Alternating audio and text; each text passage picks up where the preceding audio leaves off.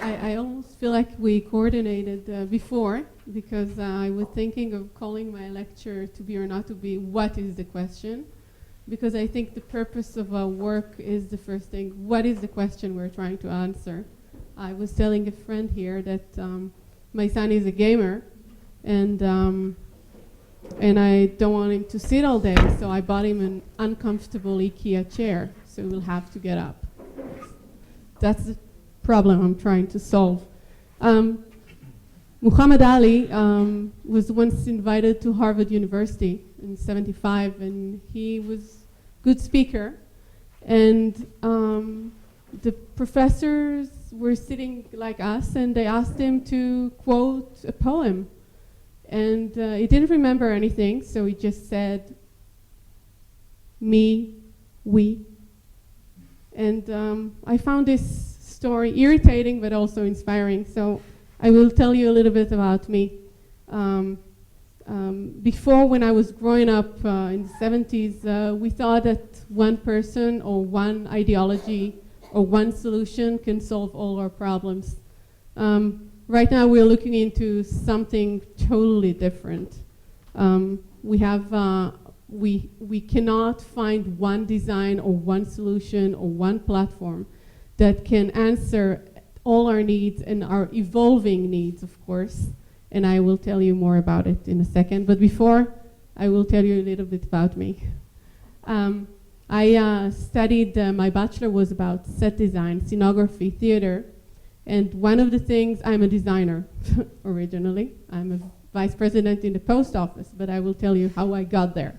So I was studying theater, set design, because I really wanted to do something with my hands. But what I realized there is, one, I don't know what is the question that I need to answer. And the second is, I realized that the ground, the ceiling, the environment is something we should question. It's something you need to make a decision upon. And that brought me later to Jerusalem, to Bethlehem, where I studied architecture. Again, bachelor, started, and I learned that this city is full layers of history, of religion, of struggle, of position and repositioning, and difficulties in communicating. And I went to New York. It was September 11 when I was studying the master in Columbia, the architecture. And it was really devastating. And one of my first projects as a student was about, since we did algorithmic architecture, we had to model everything in Maya. So I did about Bowery. It used to be devastating in the 2001. Many homeless, and we start to map all the movement, because when you're doing algorithmic architecture and you're doing animation all the time with architecture, you were saying that architecture is solid, but we were supposed to reinvent architecture. We were expected. I was coming from Bצלאל with social responsibility and how to change the world and how we create a center, and you know this. And then we started mapping it, and we realized that it's all about the infrastructure. If you give me infrastructure, and this is before the Wi-Fi era, if you provide infrastructure, then you can do everything. And I have to say to you, I have no idea what is architecture anymore, because it's about facilitation of community, of opportunity, of mistakes. I need to design now to build an innovation center for the post office, and I'm terrified because an architect or a designer arrives and he wants to put his furniture there and the walls. Oh, I don't want that. I want a playground. I don't want to engage in one specific situation, because it's like in Nietzsche, when you freeze the moment, it's the end, okay? I spoke a lot about myself. So there was September 11, and it brought me downtown, where I was part of a team of Imagination Playground. we wanted to change what's happening in the city in after September 11. So we said we're going to John Street, downtown, and we need to engage the community. So the first thing we did, we asked questions. We went to the community. We studied their needs. We mapped every hour of the day and learned what's going on. You don't just drop an object and expect something to happen. You need to, this is going back to theater, you need to write a narrative or to allow opportunity for a narrative to evolve if you want to create a productive or fruitful design. If you don't agree, that's fine also. So we started from architecture and we did this playground. We wanted to deal with two things. One, obesity, to force children to move.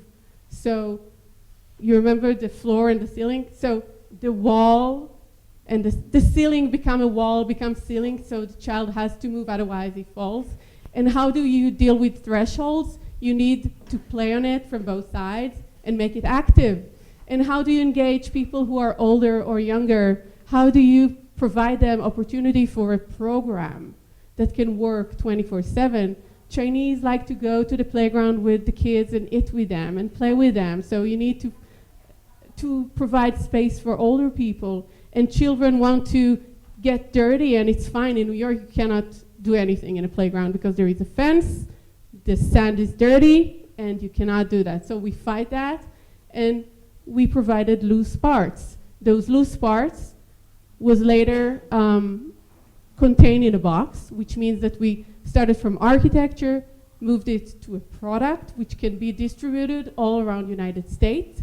You can put it in Ichilov, in a parking garage, the nuclear parking garage over there, and allow people to play. And also it could be digital, which means like with the Wii, when you move and you move the objects with you.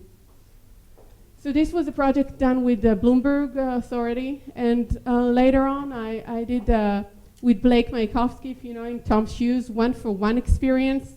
When you're taking a brand, it's a shoe brand, which means every shoe you buy, he provides to children in Africa. So thinking how you can design a business model. I'm an architect, but how do you design a business model which can play economically? How you can engage social responsibility? So what we did, we designed a hotel room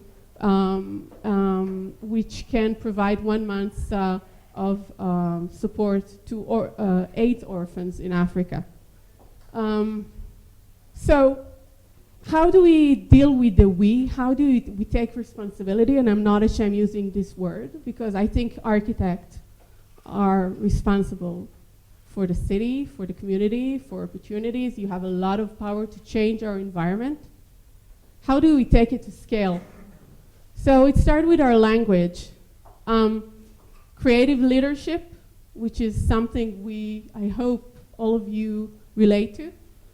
And looking again, if you look at the technology, instead of having a designer who is a guru, understanding that the economy of scale is critical here. Because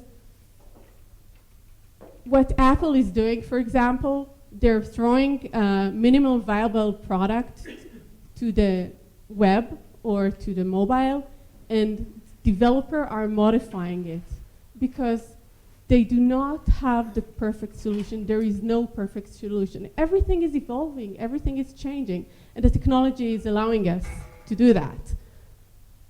Linear versus exponential.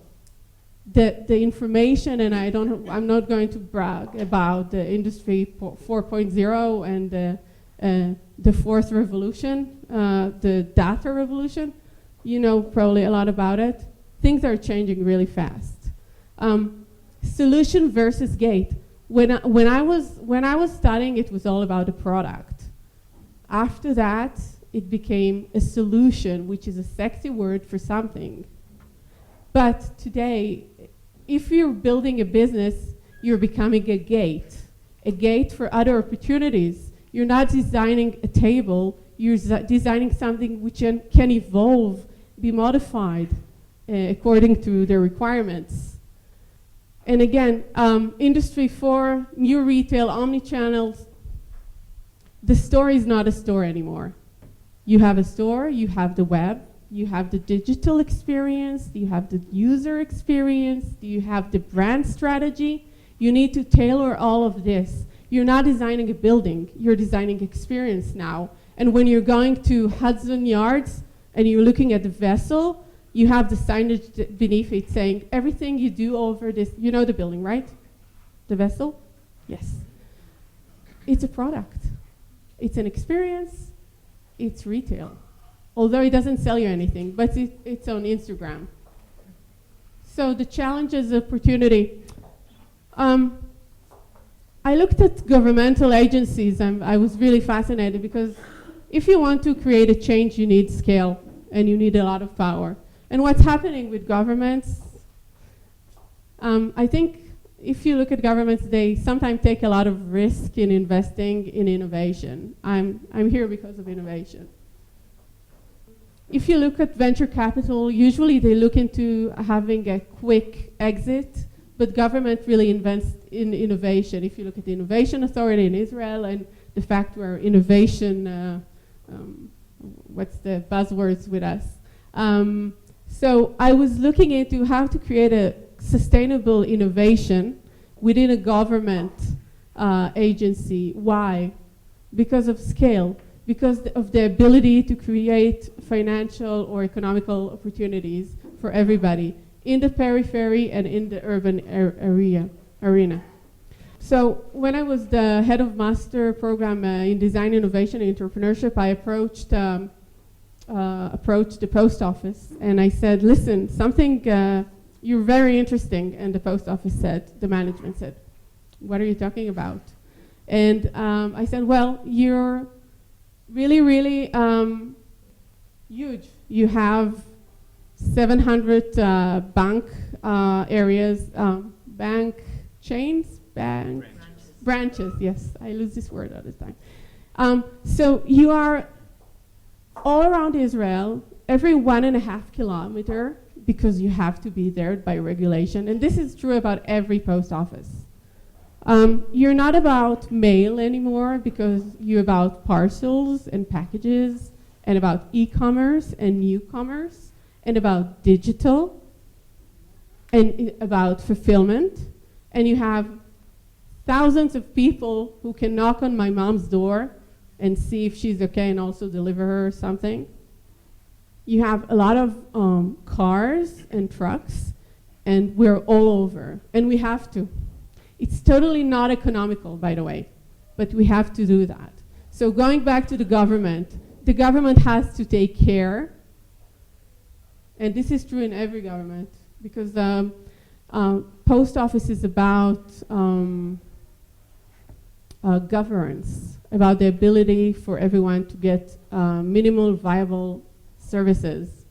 So I saw it as an opportunity to change urban environment and also the community. So if we look at this B kind of structure that I created, I'm trying to map here opportunities about the post office. So it's about beyond the traditional thing of being the biggest retail, it's about smart mobility, about delivery, logistic services, being the gate of all the front door of all the government agencies, which means you can think about having all this infrastructure and you just need to design new gates or solutions or services. And in other countries, what they do healthcare, they do data management and privacy for citizens and organizations. They're going to, I think in the Netherlands, they go and check parents when they're older, and in France as well. You can really create services B2B or B2C, which are unique. We're talking about the gap between the physical and the digital, which can be compensated through this platform, which is national-wide. You may be surprised, but in most cities, the post office, the guy who delivers your mail is not from the post office, because it makes money for them, but you can find the infrastructure of the post office in the rural area, because if you're going to the border of Egypt, we have to get there. If you live there, we have to go there. So this is mandatory, and I find it beautiful. It's not economical. It's not about being economical. It's not only about finance. It's about providing services to everyone, giving a fair opportunity to everyone. I probably sound like a politician, but I'm not. So what am I doing? I'm doing open innovation. I don't believe we know everything. We as the post office, and me as an individual. So what we're doing, we're opening the gate. I am the first vice president of innovation in a governmental agency in Israel, and I think this is a statement, because this is a unique junction, economical junction, which can provide a lot of opportunities. So what we're doing, we're opening our data manageably, and we are opening all our infrastructure for startups and technology companies to try and do minimal viable product or prototype with us in order to implement it all around the country, national-wide, because we understand that the solution cannot come from traditional company. We use all the resources we can find in Israel in order to do that. We invite people to try and to fail and to retry. Thank you.